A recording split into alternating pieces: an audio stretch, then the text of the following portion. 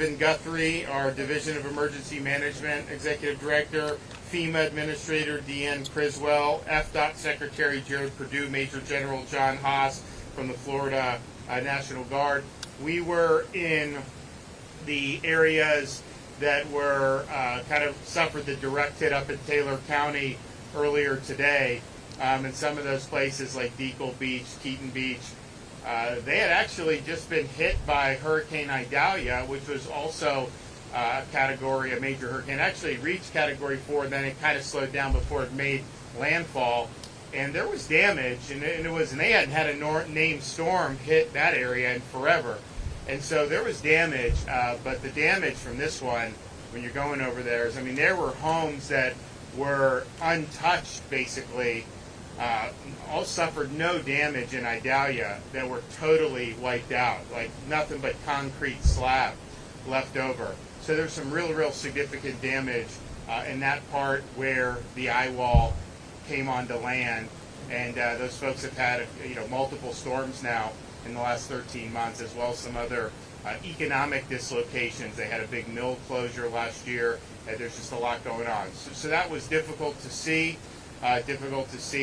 Folks that had been very resilient in the face of a couple recent storms, but then to just see everything washed out on some of those homes was really catastrophic. Now, we are looking now at almost 2 million accounts have been restored for power since the initial impacts of the storm started, and there's about 429,000 who are without power. A big chunk of that is the Pinellas County, and I know they're working hard to bring that online. We spoke with FPL about this area here. They're optimistic that it could be done, relatively short order. There's just a lot of sand, and so some of the sand inhibits the ability to deal with some of the underground transmission lines. But nevertheless, I know they're working hard about that. We have had a number of course, the main causeways, Sunshine Skyway, and then the Tampa Bay causeways. Those are all back open. Now, they had some of them had suffered some damage because you had a really significant surge, but FDOT was able to clear that, repair what was needed, and then get that done.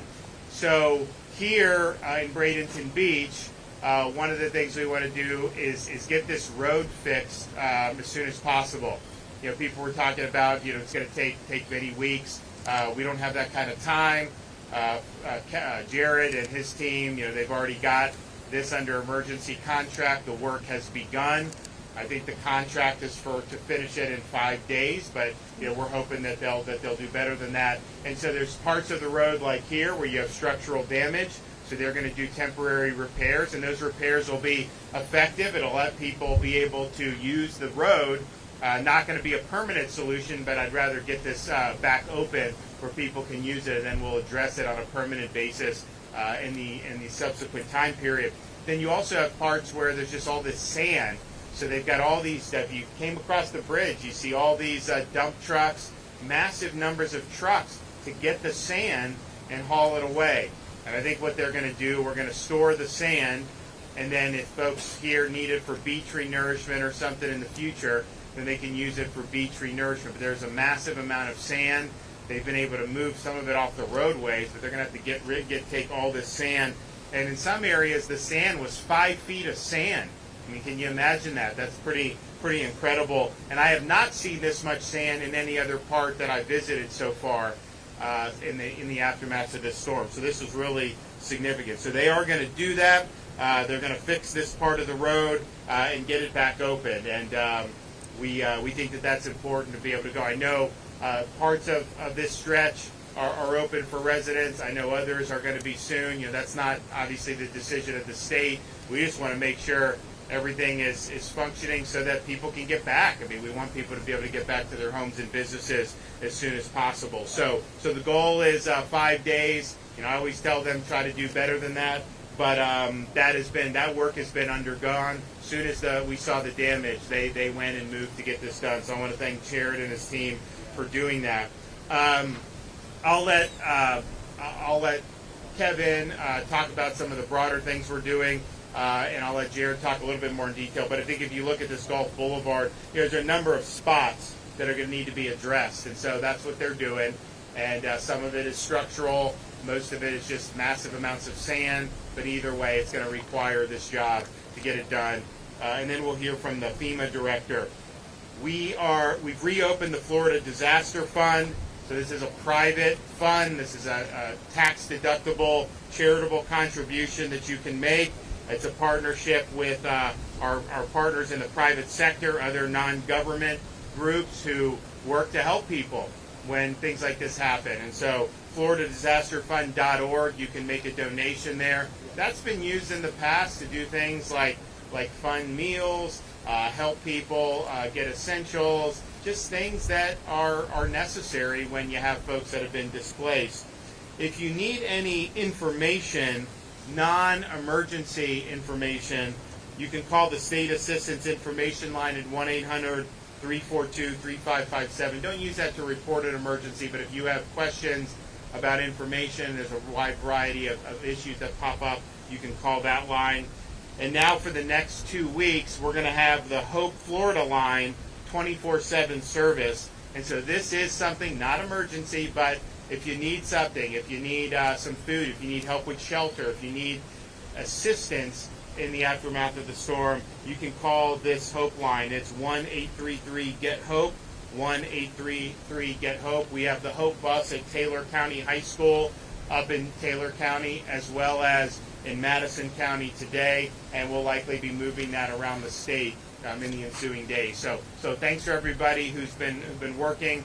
People did take this storm seriously. You know, it's pretty incredible that you could have a storm that's 100 miles offshore and yet cause this type of damage. And that's just the reality.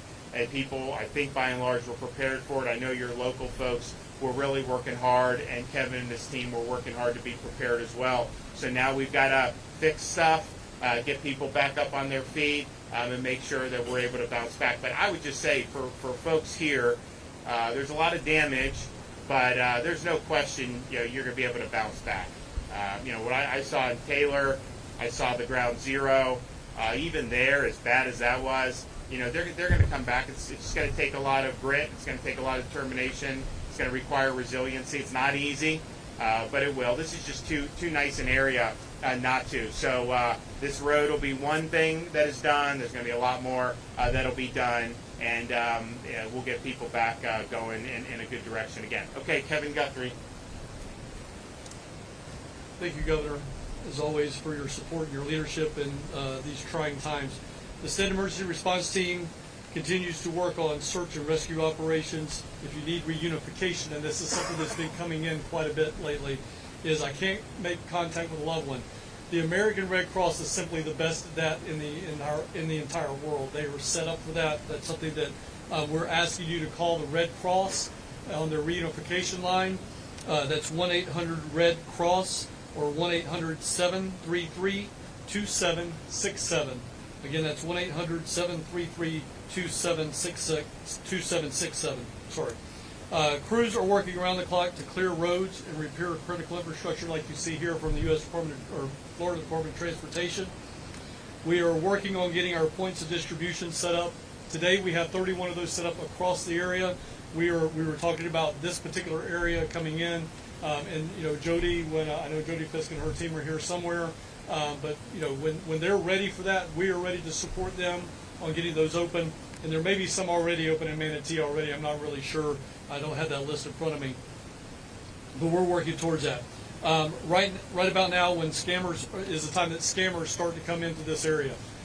You see everybody that's either in a orange vest, DOT logo, Florida National Guard, Florida Fish and Wildlife Commission, Florida Highway Patrol.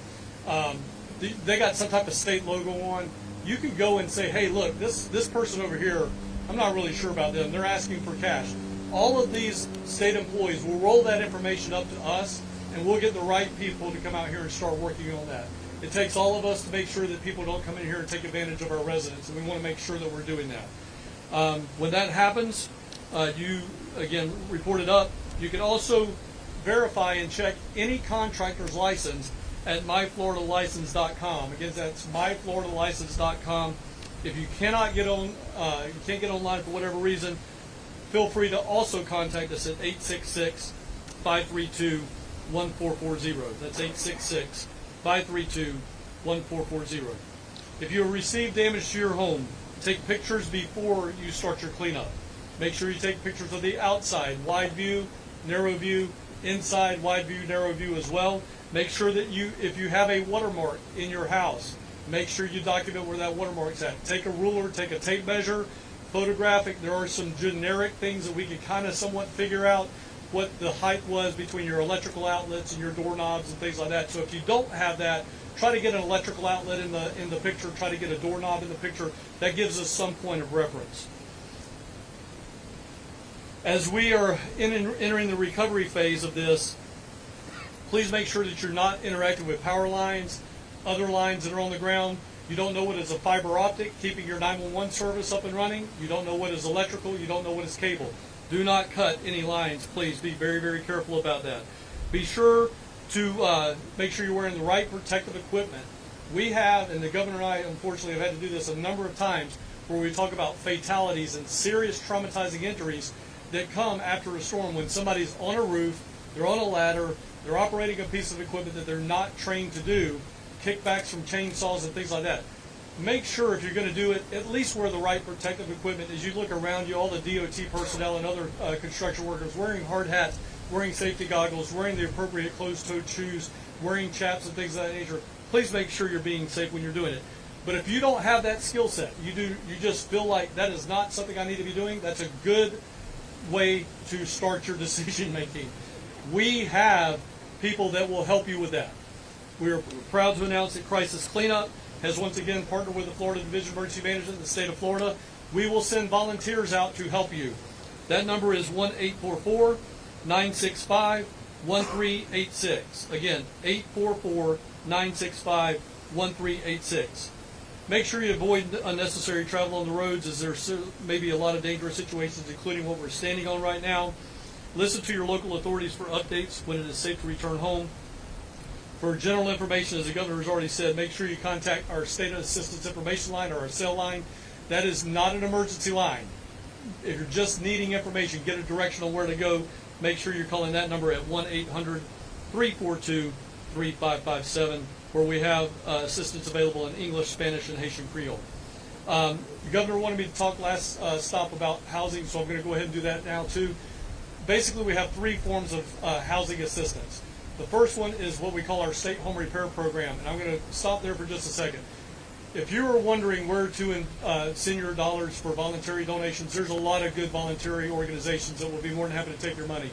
But if something like housing repair sounds like, hey, I want to invest in that. That is what we use the Florida Disaster Foundation. It's one of the many things, but that's a really great place to throw your money. It will help people who are truly in need, that need their state home repair program done. So we get money from that. We turn it right around. We get folks like the Salvation Army, the American Red Cross, Team Rubicon, the Southern Baptists, and all of the religious organizations that come out and help us. That's how we help fund them to do the work for you all. So again, that's a very, very good place to put your dollars. So that's the state home repair program. The second one that we have is the state's what we call non-congregate shelter travel trailer program.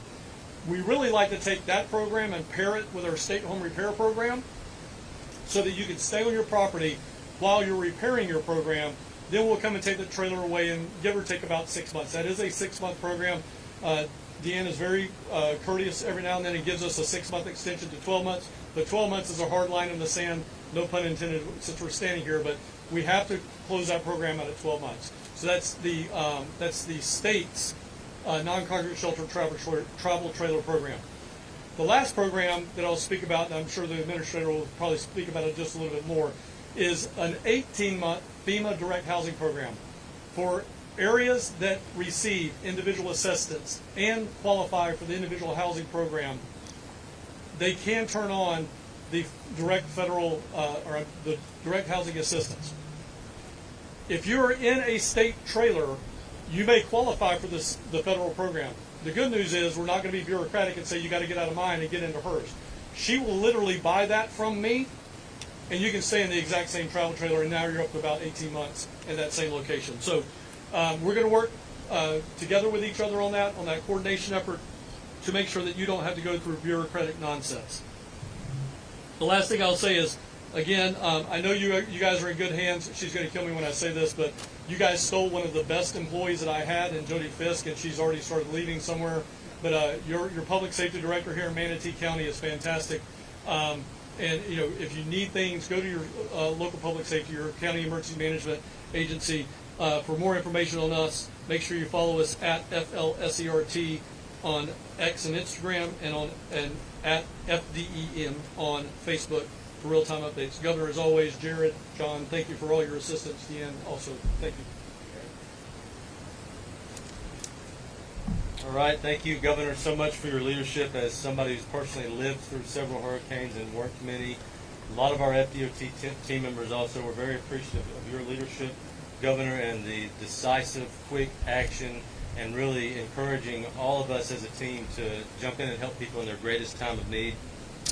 We're standing here on State Road 789, which sustained significant damage from Hurricane Helene, along with just mounds and mounds of sand. One of our goals here at FDOT is to get this community back to normal as quickly as possible. And as soon as the water receded, our FDOT team here in District 1 jumped into action under the leadership of District 1 Secretary L.K. Nandum and immediately started doing damage assessments. We brought our people, our equipment, they all swarmed the area and started moving sand as quickly as possible. You've seen them out here working all day yesterday. We also jumped into action, put a scope together, solicited bids, and got under contract immediately after the storm passed through to repair this road and get this community back to normal. Our contractor, DeMoya, has already gone to work. They're going to be repairing this road. They're going to be moving the sand. We set a schedule of 5 days, but you heard the governor. He has very high expectations, so there's a full anticipation. We're going to work around the clock to get this done as quickly as possible. And you have that commitment from me as secretary. You have that commitment from the DOT team here. We are going to continue working hard statewide. If you look at our statewide efforts thus far, we've had over 800 crew members actively working in the field to get roads cleared. We've cleared over 12,000 miles of roadway. We're 96% complete in getting all of the roadways cleared. The ones we have not got to yet just simply are not accessible because of water. But those will be quickly cleared as soon as we can get to them. 129 bridge inspectors have already cleared and inspected nearly 1,400 bridges across the state. We've inspected 8,400 traffic signals statewide. We still have 180 signals that are impacted. Everything else is operational. Those 180 signals, we are working to get power back to those signals. And if we can't restore power, we will be deploying generators to get those up and running. As you heard from the governor, we had causeway damage on the 3 causeways in the Tampa region. I think that's the first time in recent history all 3 of those causeways have sustained damage and been closed simultaneously. Really proud of the team's efforts to get those back open. They've all been reopened. We've effected those temporary repairs, and we got those open to traffic again. In terms of this repair project for State Road 79, it will be a temporary repair project. We will get it open to traffic, but it will be a temporary riding surface just so that this community can start recovering and move around. We will come behind that temporary project and have a permanent repair project to finish the job as the community continues to recover.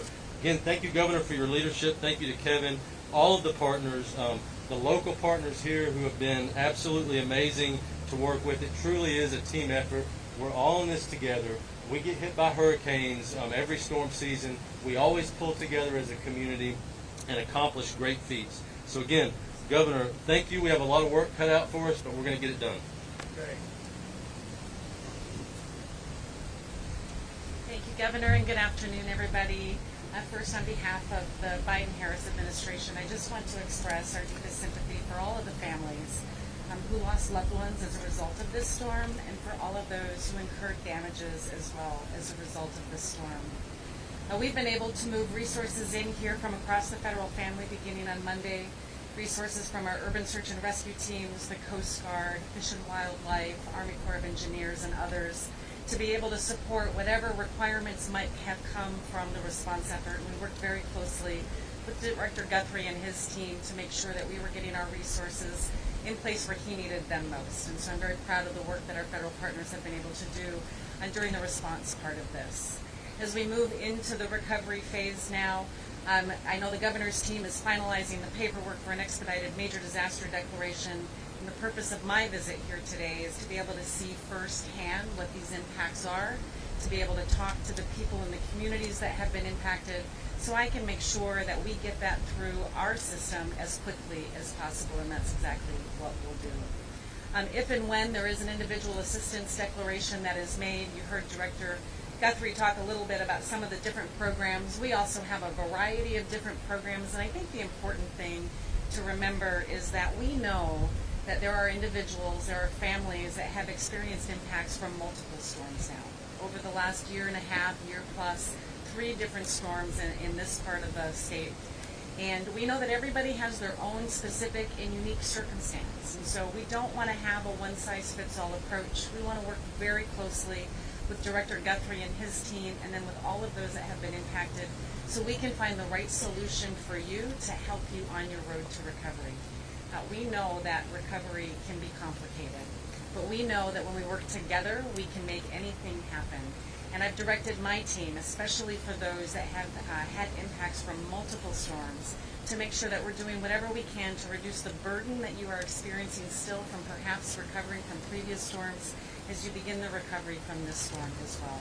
So know that FEMA, the rest of the federal family, we are going to continue to be here now to support you through the recovery process. We're in close coordination with Director Guthrie and his team, and we'll be able to provide whatever resources the governor and his team might need as we continue to support this recovery. Thank you. Okay, well, we're FDOT's hard at work. This is obviously a big priority to make sure that this road is functioning again. So they're going to be working around the clock to get that done, and we'll hopefully have good news on that soon. Yes? For longtime residents who bought their homes here 30, 40 years ago, who don't have the money to rebuild and don't want to leave, is there anything you guys plan on doing to help them from having to leave where they've lived for Well, years? Kevin talked about the 3 kind of buckets that he has in terms of housing assistance. I'm not sure that any of those are permanent solutions, but it certainly could give people an ability to to have some stability over a 6-18 month period before they determine what's the best for them to do. So it's when you start talking about people with being displaced from losing a home, there's a lot of things that can befall people. But at least in terms of property, I mean, your home is they say home's where the love is. There's memories. There's all kinds of things that go into that. So it's more than just the dollars and cents. In fact, I was up in Taylor County. The neighbor had a photo from the neighbor that some of this was obliterated, and yet they found some family photos. So these are things that are really impactful. It's not an easy thing to go through. Kevin's going to maximize the tools that we have. They're limited tools, but they're tools that can potentially be helpful for folks for at least a decent period of time. And just in terms of access to the island, the sheriff has said he doesn't feel like it's safe right now for people to come to Bradenton Beach. What do you think about that? So that's their decision and how they're managing their cities and county. We want whatever we can do. If they need something done that we can do so that people can get back, we'll do it. We'll help, because it's important that people are able to get back to their homes, inspect the damage, get back to their businesses, and be able to start to put the pieces together. So that's not our decision about when that happens, but if there are things that there's concerns with, like the road is one, we're taking care of it. There's other things we can do to be helpful. We want to be helpful. Obviously, it needs to be safe for people. And if there's things that more we can do to be helpful there, we will. But clearly, getting people back on is a priority to be able to take stock in your belongings, your home, assess the damage, assess your businesses, and we know that that's important. Okay, thanks everybody.